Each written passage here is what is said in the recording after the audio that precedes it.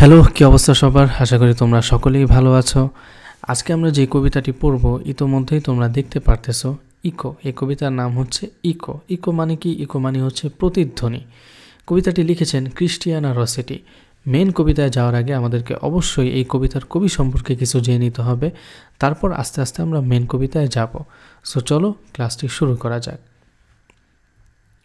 About the poet, full name Christina Georgina Rossetti. এই কবির পুরো নাম হচ্ছে Christina Georgina Rossetti. Born December 5, 1830। 1830 সালের ডিসেম্বরের 5 তারিখ উনি জন্মগ্রহণ করেন। Date December 29, 1894। 1894 সালের ডিসেম্বরের 29 তারিখ উনি মৃত্যুবরণ করেন। Nationality English. Profession poet and writer. তিনি মূলত একজন কবি এবং একজন লেখিকা ছিলেন। Family brother Dante Gabriel Rossetti, a famous painter and poet. তার ভাই ডান্টে গ্যাব্রিয়েল রসেটি ছিলেন একজন বিখ্যাত পেইন্টার এবং কবি। Contribution one of the important Victorian women poets. তিনি ছিলেন একজন বিখ্যাত ভিক্টোরিয়ান মহিলা কবি। ভিক্টোরিয়ান এজের বিখ্যাত একজন মহিলা কবি ছিলেন এই ক্রিস্টিয়ানা জর্জিনা রসেটি। এরপরে দেখো এখানে দুটো টার্ম রয়েছে। প্রথমটা হচ্ছে লিরিক পোয়েম, তারপরে হচ্ছে এলিজিক পোয়েম। লিরিক পোয়েম আর এলিজিক পোয়েম হচ্ছে কবিতার এক একটা ফর্ম, অর্থাৎ আজকে যে কবিতাটা আমরা পড়তেছি এই কবিতাটা কোন ধরনের কবিতা সেটা বলতেছে।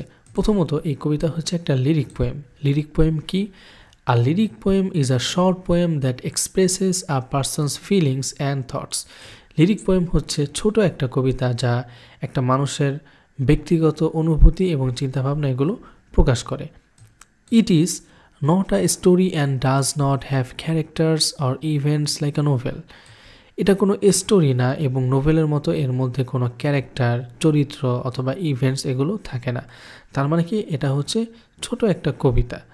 তাহলে আজকের যে কবিতা সেই কবিতা অবশ্যই ছোট একটা কবিতা হবে এবং এই কবিতায় লেখিকা তার পার্সোনাল কোনো একটা ফিলিংস, পার্সোনাল কোনো একটা থট এটা বর্ণনা করবেন। তারপরেই আমরা দেখতে পারতেছি এটা একই সাথে একটা এলিজিক পোয়েম। এলিজিক পোয়েম কি? An elegiac poem is a poem that mourns or remembers someone who is গন।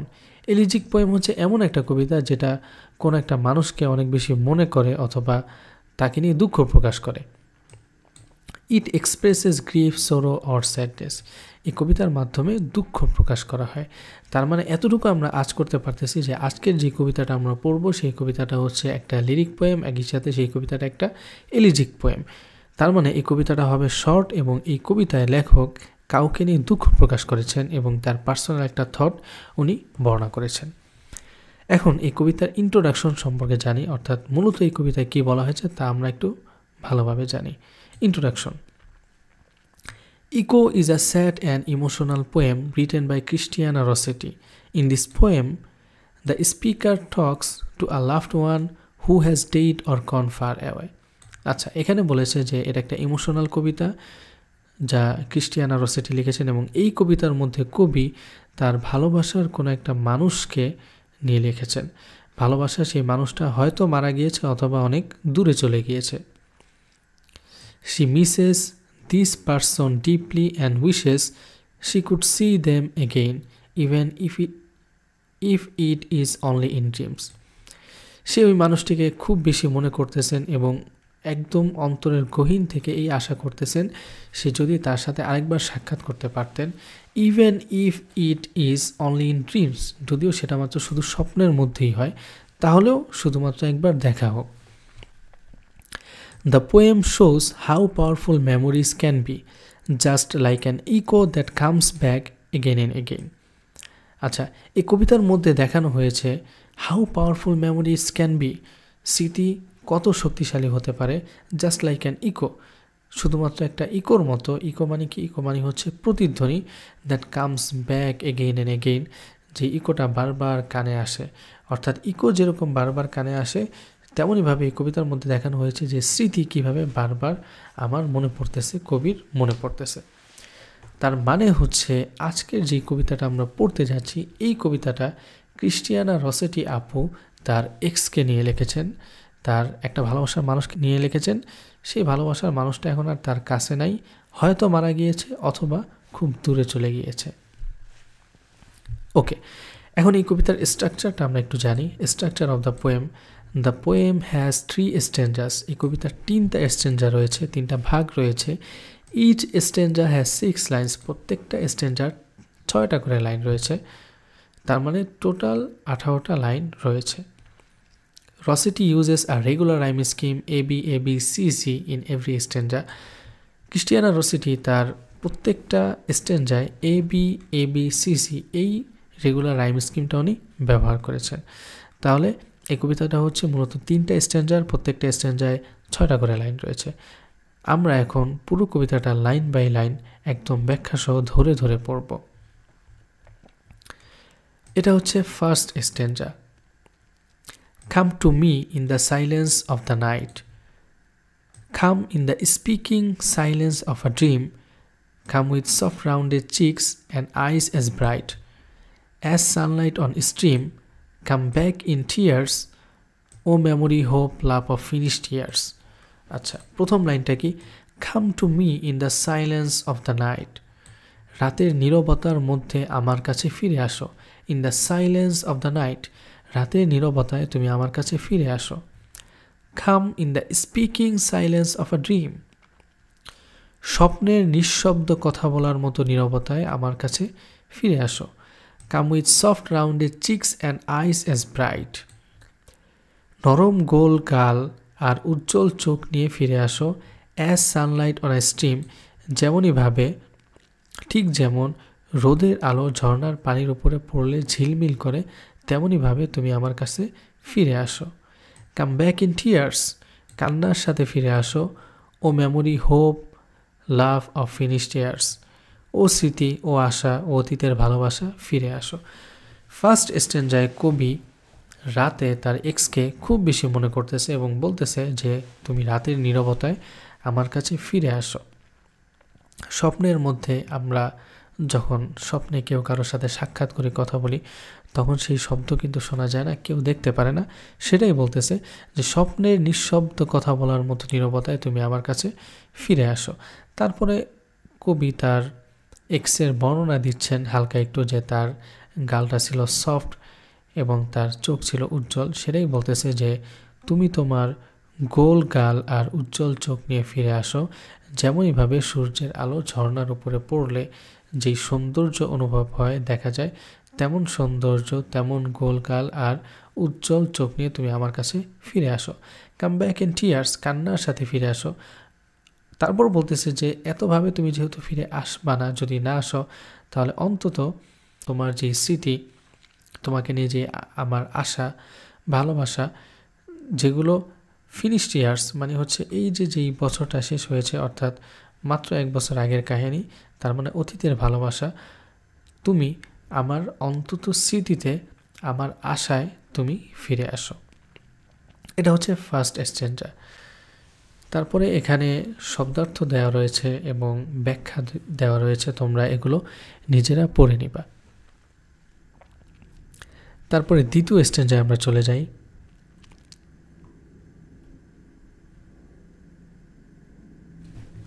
আচ্ছা, এখন আমরা দ্বিতীয় স্ট্যাঞ্জায় রয়েছি। দেখো এখানে কি বলছে। Oh dream, how sweet too bitter sweet, whose waking should have been in paradise, where souls brimful of love abide and meet, where thirsting longing eyes watch the slow door that opening letting in lets out no more. এটা হচ্ছে দ্বিতীয় স্ট্যাঞ্জা। প্রথম লাইনটা দেখো, oh dream, how sweet too bitter sweet. ও স্বপ্ন, তুমি কত মধুর, এতটাই মধুর যে শেষ পর্যন্ত তেতো লাগে। Too bitter sweet. Bitter sweet মানে হচ্ছে এমন একটা সুইটনেস যার মধ্যে তেতো ভাবটাও রয়েছে। অর্থাৎ কবি যে স্বপ্নে তার এক্সকে দেখে, যখন স্বপ্নটা ভেঙে যায় তখন তো তার কাছে খারাপ লাগে। সেটাই বলতেছে যে ও স্বপ্ন, তুমি কত মধুর, এতটাই মধুর যে শেষ পর্যন্ত তেতো লাগে। Whose waking should have been in paradise, যার জাগরণ স্বর্গে হওয়া উচিত ছিল।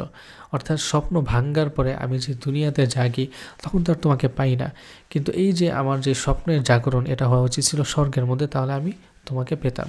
সেটাই বলতেছে, whose awakening should have been in paradise, যার জাগরণ স্বর্গে হওয়া উচিত ছিল। Where souls brimful of love abide and meet, এখন স্বর্গের বর্ণনা দিতেছে। হোয়ার সোলস, যেখানে আত্মারা, ব্রিমফুল অফ লাভ, ব্রিমফুল মানে হচ্ছে পূর্ণ, ব্রিমফুল অফ লাভ ভালোবাসায় পূর্ণ, অ্যাবাইট অ্যান্ড মিট, অ্যাবাইট অর্থ হচ্ছে থাকা, অ্যাবাইট অ্যান্ড মিট মানে হচ্ছে একে অপরের সাথে সাক্ষাৎ করা। Where souls brimful of love abide and meet, যেখানে ভালোবাসায় ভরা আত্মারা একে অপরের সঙ্গে মিলিত হয়। Where thirsting longing eyes watch the slow door that opening letting in lets out no more. Where thirsting longing eyes, thirsting মানে হচ্ছে গভীর আকাঙ্ক্ষা, প্রবল ইচ্ছা, আর লঙ্গিং অর্থ হচ্ছে আকাঙ্ক্ষা। তাহলে হোয়ার থিস্টিং লঙ্গিং আইস, যেখানে আকাঙ্ক্ষায় ভরা চোখগুলো অপেক্ষা করে, ওয়াচ দ্য স্লো ডোর, সেই আস্তে দরজা খোলার দিকে তাকিয়ে থাকে, অর্থাৎ স্বর্গের যেই দরজা, সেই দরজাটা যখন আস্তে আস্তে খুলে তখন তারা আকাঙ্ক্ষায় ভরা চোখ নিয়ে তাকিয়ে থাকে। That opening letting in lets out no more, letting in অর্থ হচ্ছে ভেতরে ঢুকা, that opening letting in lets out no more, তার মানে যে দরজা একবার কাউকে ভেতরে নিলে আর কখনো বাহির হতে দেয় না। এমন যেই প্যারাডাইস রয়েছে, এই প্যারাডাইসে আমার জাগরণ হওয়া উচিত ছিল, তাহলে তো আমি তোমাকে পেতাম, যেখানে ভালোবাসায় পূর্ণ সোলগুলো একে অপরের সাথে মিলিত হবে। এরপর তৃতীয় স্ট্যান্জায় আমরা চলে যাই।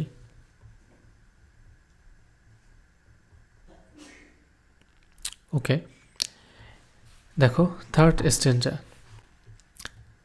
Yet come to me in dreams that I may live my very life again, though cold in death. Come back to me in dreams that I may give pulse for pulse, breath for breath. Speak low, land low, as long ago, my love, how long ago. আচ্ছা, আমরা একদম কবিতার শেষ স্ট্যান্জায় চলে এসেছি। প্রথম লাইনটা দেখো, Yet come to me in dreams that I may live, তবুও স্বপ্নে আমার কাছে আসো। Yet, তবুও স্বপ্নে আমার কাছে আসো, যাতে আমি বাঁচার অনুভূতি পাই। দ্যাট আই মে লিভ, যার কারণে আমি বাঁচার অনুভূতি পাই। মাই লাইফ এগেন দো কোল্ড ইন ডেথ, যদিও মৃত্যু আমাকে ঠান্ডা করে দেয়, তবুও কি, তবুও তোমাকে পেলে আমি একটা নতুন জীবন অনুভব করি। Come back to me in dreams that I may give pulse for pulse, breath for breath. এখানে বলতেছে যে স্বপ্নে আমার কাছে ফিরে আসো, যাতে আমিও তোমাকে ফিরিয়ে দিতে পারি পালস ফর পালস, হৃদ স্পন্দনের বিনিময়ে হৃদ স্পন্দন, ব্রিথ ফর ব্রিথ, এবং নিঃশ্বাসের বিনিময়ে নিঃশ্বাস। অর্থাৎ তুমি স্বপ্নে হলেও অন্তত আমার কাছে ফিরে আসো, যাতে আমি তোমার সাথে নিঃশ্বাস নিতে পারি, তোমার সাথে হৃদ স্পন্দন বিনিময় করতে পারি, একই সাথে আমরা থাকতে পারি। স্পিক লো, ল্যান্ড লো, ধীরে কথা বলো, আর ল্যান্ড লো, ল্যান্ড লো মানে হচ্ছে ঝুঁকে আসা, ধীরে কথা বলো এবং ঝুঁকে আসো। As long ago my love, how long ago, as long ago ঠিক অনেক দিন আগের মতো, মাই লাভ আমার ভালোবাসা, হাউ লং অ্যাগো কতদিন আগের কথা। এই লাস্টের দুটা লাইনে বলতেছে যে স্পিক লো, ল্যান্ড লো, ধীরে কথা বলো, কাছাকাছি ঝুঁকে এসো। অর্থাৎ কবির ভালোবাসার মানুষ যখন ছিল তখন হয়তো এইভাবে আস্তে আস্তে কথা বলতো এবং ঝুঁকে ঝুঁকে সেই ভালোবাসার মানুষটা আসতো। সেটাই বলতেছে, স্পিক লো, ল্যান্ড লো, ধীরে ধীরে কথা বলো, কাছাকাছি ঝুঁকে ঝুঁকে এসো। অ্যাজ লং অ্যাগো, যেমনইভাবে ঠিক আগের মতো তুমি আগে করতা, আমার ভালোবাসা, হাউ লং অ্যাগো কতদিন আগের কথা। আচ্ছা, তাহলে বুঝতে পারলাম যে এই পুরো কবিতায় ক্রিস্টিয়ানা রসেটি তার ভালোবাসার মানুষকে নিয়ে এই কবিতাটি লিখেছেন। তারপরে এখানে রয়েছে সামারি, সামারিটা তোমরা পড়ে নিবা। পুরো সামারিটায় তুমি যদি পড়ো ভালো করে, তাহলে পুরো কবিতাটা তোমার কভার হয়ে যাবে। তারপরে রয়েছে থিম, আমরা যদি একটু থিমগুলো পড়ি তাহলে দেখো কি বলেছে। এই পুরো কবিতা থেকে আমরা কি কি থিম জানতে পারলাম সেটা একটু দেখি। লঙ্গিং ফর লস্ট লাভ, হারিয়ে যাওয়া ভালোবাসার প্রতি তীব্র আকাঙ্ক্ষা। The speaker misses a loved one who is gone and wants them to return in dreams. The speaker misses a loved one, এখানে যে স্পিকার অর্থাৎ কবি তার লাভড ওয়ান কোনো একটা ভালোবাসার মানুষকে মনে করতেছে, মিস করতেছে, হু ইজ গন, যে চলে গিয়েছে, and wants them to return in dreams, আর কবি চায় যে স্বপ্নে সে ফিরে আসুক। Memory and the past, she holds on to old memories because they are all she has left. Memory and the past, স্মৃতি এবং পূর্বের কাহিনী। She holds on to old memories because they are all she has left, সে পুরনো দিনের যেই স্মৃতিগুলো রয়েছে প্রত্যেকটা স্মৃতি উনি ধরে রেখেছেন। Dreams as a place of comfort, dream স্বপ্ন হচ্ছে কমফোর্টের একটা জায়গা। Dreams are that only way she can meet the loved one again, স্বপ্ন হচ্ছে এমন একটা জায়গা যেখানেই সে তার ভালোবাসার মানুষের সাথে সাক্ষাৎ করতে পারেন। আমরা স্বপ্নের মাধ্যমে, স্বপ্নে দেখার মাধ্যমে অনেক কিছু করতে পারি যেটা হয়তো বাস্তব জীবনে করতে পারি না, সেটাই বলতেছে। তারপরে পেইন মিক্সড উইথ সুইটনেস, ওই যে আমরা পড়েছিলাম যে এমন একটা সুইটনেস যার মধ্যে তেতো ভাব থাকে। The love feels sweet but it also hurts because the person is gone, এই যে ভালোবাসার একটা অনুভূতি, এটা আমাদেরকে মিষ্টি অনুভূতি দেয় ভালোবাসার কথা মনে পড়লে, কিন্তু যখন এটা মনে পড়ে যে সেই মানুষটা তো এখন আর নেই, তখন আমার খুব খারাপ লাগে। ডিজায়ার ফর রিইউনিয়ন, পুনরায় মিলনের একটা আশা। She imagines meeting again in paradise where souls live together for ever. She imagines, সে মনে মনে ভাবে যে তার সাথে, কবির ভালোবাসার মানুষের সাথে প্যারাডাইসের স্বর্গে সে আবার দেখা করবে। Where souls live together for ever, যেখানে আত্মারা একে অপরের সঙ্গে সারা জীবন ফর এভার থাকে।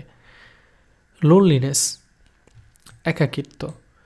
The speaker feels alone in the real world so she turns to dreams for comfort, এখানে স্পিকার যে রয়েছেন অর্থাৎ কবি, সে রিয়েল ওয়ার্ল্ডে খুব একাকী অনুভব করেন, তাই স্বপ্নের জগতে তিনি ফিরে যেতে চান। ওকে, এই ছিল হচ্ছে আজকের এই কবিতা। আর এই কবিতা থেকে আমরা মূলত এই থিমগুলো জানতে পারলাম। তাহলে পুরো কবিতা আমরা যদি একটু সামারাইজ করি, তাহলে কবিতায় কবি তার কোনো একটা ভালোবাসার মানুষকে নিয়ে লিখেছেন। সে চায় তার ভালোবাসার মানুষের সাথে আবার দেখা করতে, আবার কথা বলতে, কিন্তু সেটা তো বাস্তব জীবনে আর সম্ভব না। তাই তিনি একদম কবিতার শুরুতেই বলতেছেন যে রাতে স্বপ্নের মধ্যে তুমি আমার সাথে সাক্ষাৎ করো। তারপরের স্ট্যান্জায় আমরা যদি যাই, তাহলে সেখানে দেখতে পারি যে কবি বলতেছে যে আমি যেই স্বপ্নটা দেখি, তারপরে যে আমি জাগ্রত হই, আমার এই জাগরণটা একটা প্যারাডাইসে হওয়া উচিত ছিল, একটা হ্যাভেনে হওয়া উচিত ছিল, তাহলে হয়তো আমি তোমাকে পেতাম। কারণ হ্যাভেন এমন একটা জায়গা যেখানে আস্তে আস্তে দরজা খুলে যখন কেউ প্রবেশ করে তখন আর সে বের হতে পারে না। তার মধ্যে ভালোবাসায় পূর্ণ আত্মারা একদম চিরজীবন একসাথে থাকে। একদম লাস্ট স্টেঞ্জায় কবি বলেছেন যে তুমি আমার স্বপ্নে ফিরে আসো, যদিও তুমি যখন স্বপ্নে আমার কাছে আসো, যখন আমি স্বপ্ন থেকে জাগরণ হই, তখন আমার কাছে এটা মৃত্যুর মতো লাগে, তারপরেও তুমি আমার কাছে আসো। তোমার হৃদ স্পন্দনের সাথে আমি আমার হৃদ স্পন্দন বিনিময় করি, তোমার নিঃশ্বাসের সাথে আমি আমার নিঃশ্বাস বিনিময় করি, অর্থাৎ তুমি আর আমি একই সাথে খুব সুন্দরভাবে বাঁচি। এখানে মূলত কবিতার আগের যেই প্রেম, আগের যেই ভালোবাসার মানুষ, তাকে খুব বেশি মনে করতেছেন। সেই মনে করা থেকে, সেই মিস করা থেকে তিনি এই কবিতাটি লিখেছেন। তো এই পোয়েম পড়ে কি তোমাদের কারো কথা মনে পড়তেছে কিনা? সে হতে পারে স্কুল লাইফের কোনো ক্রাশ অথবা কলেজের বেস্ট ফ্রেন্ড, যার সাথে তোমাদের এখন আর কোনো সাক্ষাৎ হয় না, বা হয়তো এমন কেউ যাকে তুমি এখনও খুব বেশি মিস করো। টাটা।